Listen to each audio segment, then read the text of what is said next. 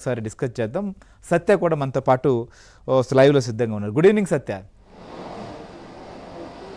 Good evening sir. ఏంటి అసలుకి Jagan London పర్యటనకు సంబంధించినటువంటి అప్డేట్ ఏంటి? లండన్ పర్యటనకు ఆయనకు వచ్చినటువంటి పర్మిషన్ ఎన్ని రోజులు, ఆయన ఎన్ని రోజుల పాటు టూర్ కొనసాగించేటువంటి పరిస్థితి ఉండబోతుంది? ప్రతిసారి విదేశాలకు వెళ్ళేటప్పుడు న్యాయస్థానానికి వెళ్ళి ఏదైతే అనుమతి తెచ్చుకుంటారో జగన్, దానిలో భాగంగానే ఈసారి 15 రోజులు అనుమతి ఇచ్చినట్టుగా తెలుస్తోంది.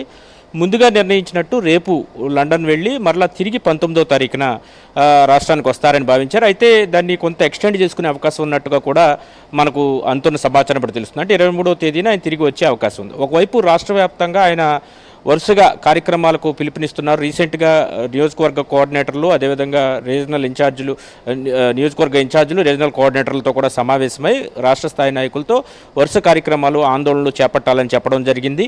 ఇదే సమయంలో నిన్న ఏదైతే అనకాపల్లి జిల్లాలో ఉన్నటువంటి మెడికల్ కాలేజీ సందర్శనకు కూడా వెళ్ళడం జరిగింది. సరైన స్పందన దానికి లేకపోవడం, ఇటు పార్టీ కార్యకర్తలు కూడా పిలుపునిచ్చిన తర్వాత వాళ్ళెవరూ కూడా ముందుకు రాకపోవడం లాంటి సంఘటనలు అయితే మనం చూస్తూ ఉన్నాం రాష్ట్రంలో. ఎందుకంటే ఒకవైపు కూటమి సర్కారు పనిచేస్తున్న తీరు పట్ల ప్రజల్లో సంతృప్తి శాతం పెరుగుతున్న నేపథ్యంలో పార్టీ కార్యక్రమాలు పిలుపునిచ్చినా సరైన స్పందన ఉండడం లేదు. అందుకే ఒకవైపు ఆయన పిలుపునిచ్చి ఆయన లండన్ వెళ్ళిపోతున్నారు. మీరు ఇక్కడ ఉండి పోరాటం చేయండి, నేను విదేశాలకు వెళ్ళొస్తానని చెబుతున్న పరిస్థితి అయితే ఉంది. అంటే లండన్లో ఉన్న ఇద్దరు కుమార్తెలు, ఎవరైతే జగన్మోహన్ రెడ్డికి ఉన్న ఇద్దరు కుమార్తెలు కూడా ఇప్పటికే గ్రాడ్యుయేషన్ పూర్తి చేశారు.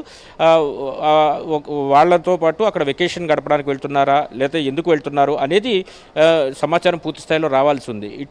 గతంలో కూడా ముఖ్యమంత్రిగా ఉన్నప్పుడు ఆయన దావోస్ వెళ్ళి అక్కడి నుంచి ఇటినరీలో, అంటే ప్రయాణ షెడ్యూల్ ఏదైతే ఉందో దాన్ని మార్చుకుని లండన్ వెళ్ళి వచ్చిన పరిస్థితి. అప్పట్లో ఇది చాలా సంచలనమైంది. ఆంధ్రజ్యోతి, ఏబిఎన్ ఆంధ్రజ్యోతి కూడా అప్పట్లో ఆయన రూట్ మ్యాప్ ఎందుకు మారింది అనేది కూడా ప్రభుత్వ ఖర్చుతో సొంత వ్యవహారాలకు ఆయన ప్రాధాన్యం ఇవ్వడం పైన కూడా ప్రధానంగా చర్చించిన పరిస్థితి అయితే అప్పుడు మనకు కనిపిస్తోంది. కాబట్టి ఈసారి ప్రతిపక్ష నేతగా ఉన్నారు ఆయన.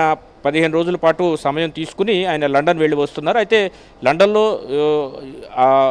వెళ్ళి కుమార్తెలను కలిసి వస్తారా లేదా అక్కడ ఎన్ఆర్ఐలతో ఏమైనా మీటింగ్లు నిర్వహిస్తారా అనేది పూర్తిస్థాయి షెడ్యూల్ అయితే తెలియాల్సి ఉంది.